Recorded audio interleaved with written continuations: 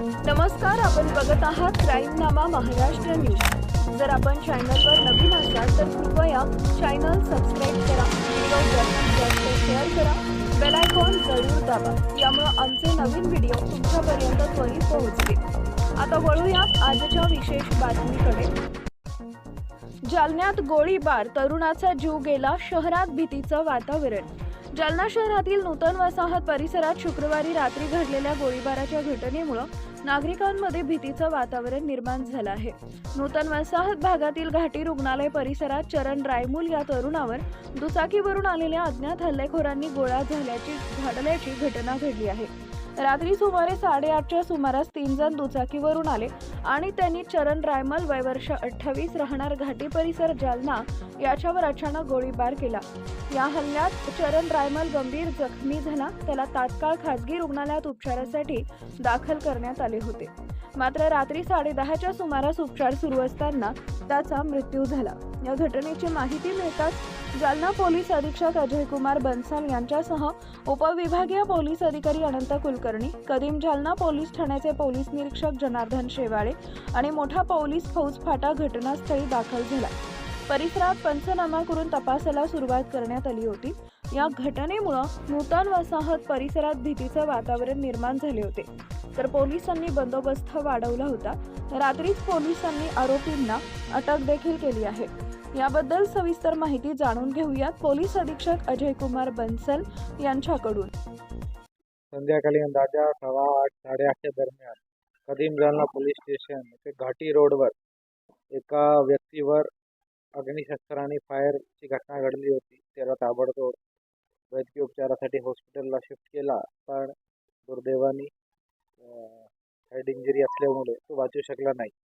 त्याच्यामध्ये इमिडिएटली सगळी पोलीसची यंत्रणा ॲक्टिवेट करण्यात आली होती। मी स्वतः व्हिजिट केली होती आणि विदिन 5 to 6 hours काहीच क्लू नसताना DYSP अनंत कुलकर्णीच्या अंडर LCBची टीम आणि कदीम जालन्याचे PI शेवाळे, सदर बाजारचे PI Bharti, चंदनीराचे PI Pawar, LCBचे PI Pankaj Jadhav आणि सगळे त्याचे टीम्सनी याच्यामध्ये वर्कआउट करत होते आणि विदिन 6 hours त्याच्यामध्ये ब्रेक थ्रू पोलिसाला भेटलेला आहे आणि 2 आरोपी याच्यामध्ये ज्यांनी फायरिंग केली ते निष्पन्न करून त्यांना अटक करण्यामध्ये सक्सेस प्राप्त झालेला आहे। दोघे आरोपीचे नाव अमन शैलेंद्र धिल्लोड आणि अजय विजय अमलेकर असे ही 2 आरोपी आहे।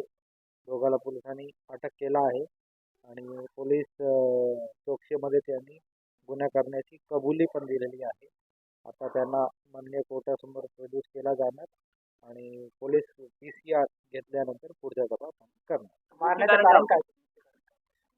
अजून याचं इंटरोगेशन सुरू आहे, पण प्रायमा फेसी काही दिवस अगोदर काही भांडण झाले होते असा दिसते जो आरोपी त्याचं सांगणं आहे आणि त्याचा राग मनात धरून ही घटना करलेली असा वाटत आहे, पण अजून ही प्रिलिमिनरी स्टेज आहे।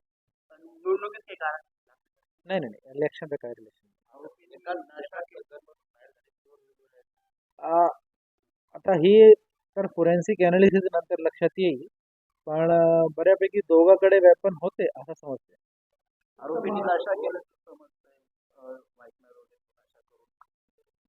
नाही, आता मेडिकल तर आम्ही करतोच अटकच्या वेळी, जर काय मेडिकलमध्ये आला तर लक्षात येईल कोण काय आहे।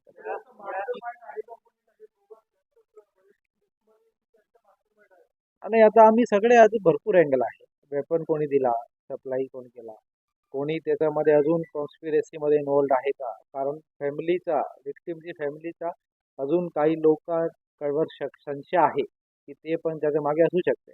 आम्ही सगळे अँगल अजून तपास करणार आहे। आम्हाला जो घटनास्थळावरून भेटले ते 4 MTK सापडले होते, पण ते आता पोस्टमॉर्टम नंतर लक्षात येईल एक्झॅक्टली किती इंजुरी आहे।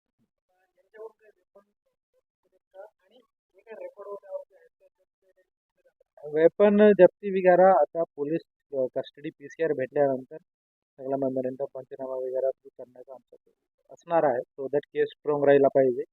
आणि दुसरा काय विचारला, क्रिमिनल रेकॉर्ड। ह्या अमन धिल्लोड याच्यावर 2025चा एक मारामारीचा केस आहे,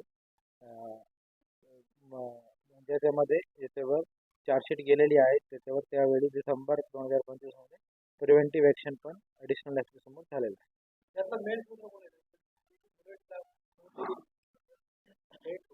हा जो जो जुना भांडणचा विषय आहे तो अमन ढिल्लोड आणि फिर्यादीचा आहे, जो विक्टिमचा आहे.